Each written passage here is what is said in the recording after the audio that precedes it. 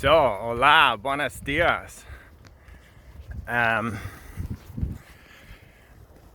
what a tough day yesterday. My God. I thought I'd get into Bilbao, and it was about 16 and a half kilometers away. And then I got closer to Bilbao, and something in me just like, no, don't want to be in the city center. Just get out of here, let's walk through it. Not knowing that Bilbao is quite a long city which goes down a valley along.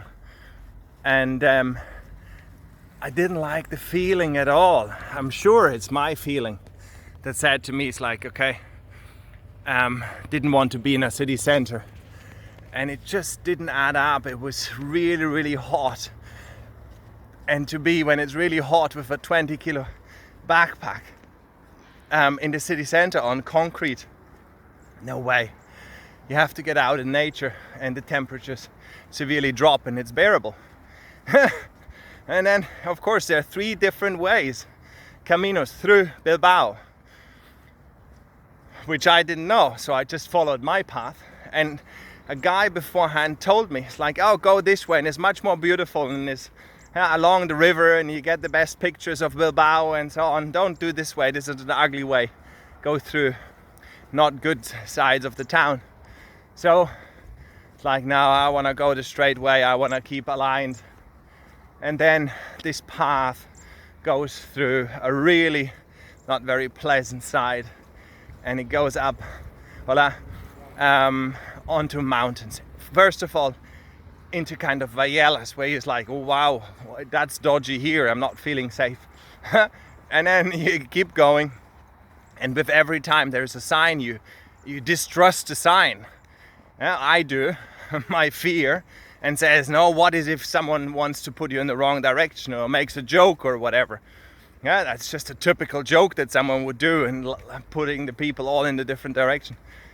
So I keep along with this very unease in my belly, and every yard, every meter becomes more and more difficult, and stress, it really turns into stress. So anyway, up the valley, down the valley, or up the hill, and it's just unbelievable.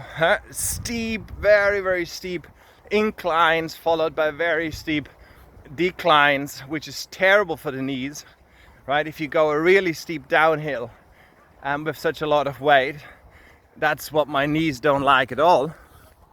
So I have to be careful because it wrecks your hips and your knees. And it also reminds me, go slow. Don't do too many kilometers. But anyway, yesterday wasn't this typical thing that my masculine, right, who drove the car more than less, said, look, I'll get you there. Don't worry, I'll make you safe again. I'll feed you. And I noticed so much from my home. Like, the masculine would drive the feminine who sits on the passenger, and he's happy to be in charge. And he says, like, I'll get you there, don't worry. And he gets tired. And instead of switching the wheel, he stands behind the wheel and says, nah, I'll get you there, don't worry, it's my job, I'll do it. And this is really, really terrible. Because she has a job too. She has the vision. She would know intuitively what to do and what's the best way. It's always so beautiful because you see these beautiful donkeys. Let me show you. Let me see. Hello, donkeys. No, it doesn't work. I'll show you that way. Can you see them? And there's a little baby donkey. So, happy donkeys. And no, that's not a donkey now. That's me. Thanks very much. Anyway, and I have this problem that my masculine wants to do it all.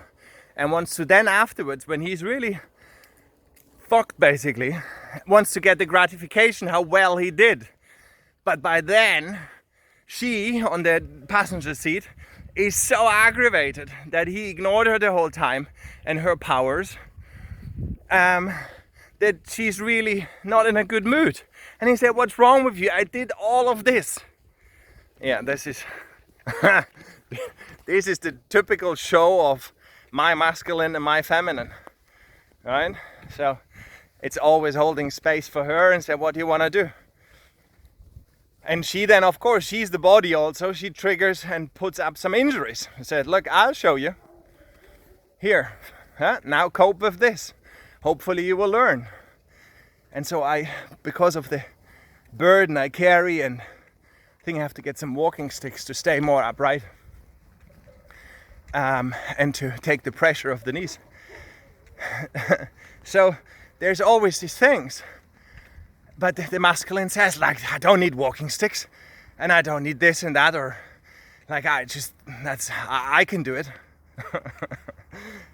So I battle the whole day with my own inner marriage battles. Who's doing what, and what's the right way, and what are the typical stereotypes and the role models that you have learned from your parents and from whatever. And you go with it. And you go through it, and you become aware of it, and you ask yourself, who am I? If not that. Because that, hola. Gracias, muchas gracias. It's always so lovely when the people wish you bon camino. And they acknowledge you on your path, and it's really a wonderful gesture. Yeah. That's at the moment what I'm doing, finding my pace, what it means for both parties to equally walking on. Yeah, he would get her further. That's his strength, his power. But it's short term. It ends up in injury. It ends up in exhaustion. It ends up in a bad mood. It ends up in mistakes. Because how can you follow and listen how can you listen to your intuition when you're going too fast? Have you ever tried to find a street sign at 100 miles an hour? No, if you look for a street sign, what do? Yeah, you slow down, right? Maybe put the indicators on to show the other people, and you slow down. Easy as that. And that's also this finding the rhythm, finding the flow. Where are they both working together? Making enough rests that they can communicate again.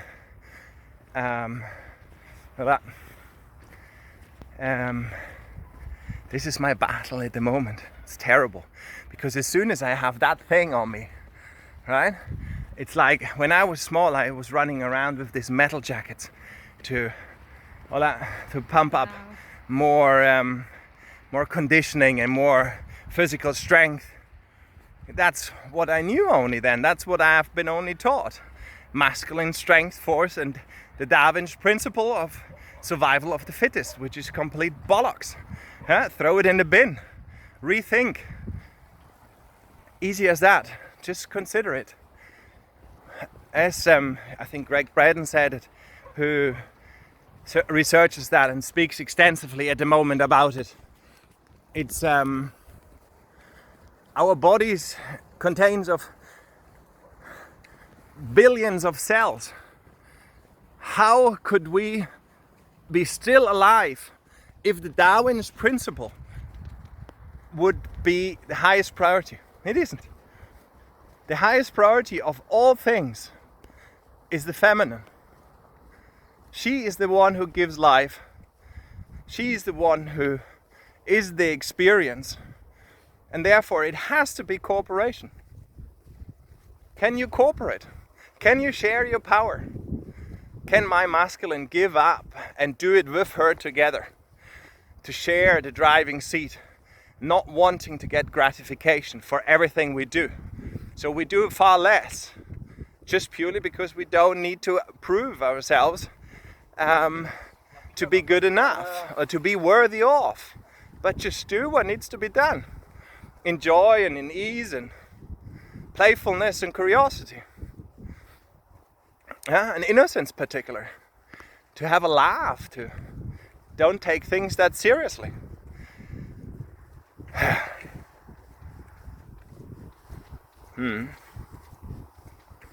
That was yesterday, 40 kilometers, 35. Muchas gracias.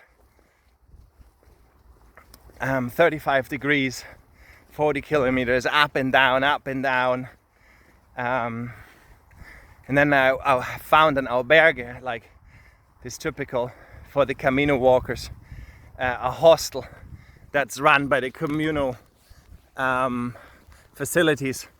And you go in and it's just a big hall of 30 beds and so on. And it was so delightful that I got yesterday. And so many after COVID have closed down. And it's very difficult to find one of those. But in the bigger cities, they're run. Hola, gracias. They're there. And that was a treat yesterday. I got a really nice welcome. And then I just flopped into bed, and that was my day 5, and I'm already now on day 6. So yeah, thanks for listening or for tuning in, and I'll keep you updated. I wish you well, and hopefully you learn something from it about your inner marriage and see how you can handle it a little bit better, more efficient, tweaking on it, that it gets more and more refined and more ease shows up. So yeah, I wish you all the best. Have a wonderful day. Bye bye.